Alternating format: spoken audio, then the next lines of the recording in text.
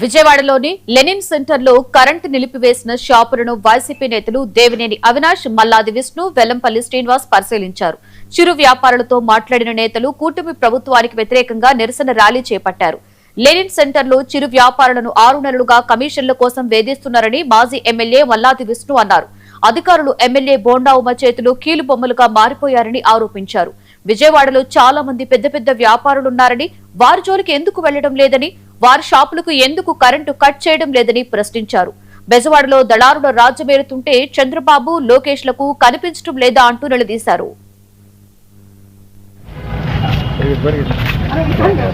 తొలగిస్తామని చెప్పారా? ఇదే ఎందుకైనా మీకు ఓటేసింది? ఎందుకైనా చంద్రబాబు నాయుడు గారు మీకు ఓటేసింది? ఈరోజు విజయవాడ నగరపాలక సంస్థలో జెండా పాతాలండి. జెండా పాతడం కాదు, మీకు జెండా పీకే రోజులు దగ్గర పడ్డాయి అని చెప్పి ఈ సందర్భంగా చెప్తా ఉన్నాం. తెలుగుదేశంతో ఉన్నటువంటి మిత్రపక్షాలకి విజయవాడ నగరంలో మనుగడ లేదు అని చెప్తాను.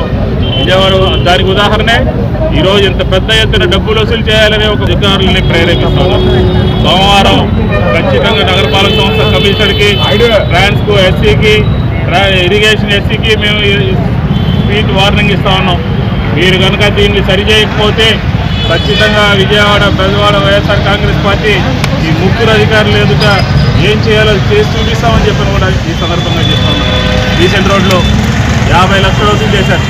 సామాన్యుల దగ్గర, వాళ్ళ దగ్గర, బతికే వాళ్ళ దగ్గర టైం పెట్టి మరీ డబ్బులు వసూలు చేశారు.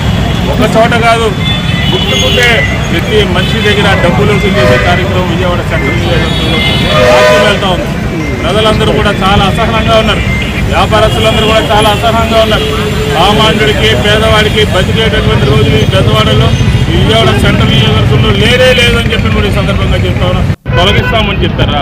ఇదే ఎందుకైనా మీకు ఓటేసింది?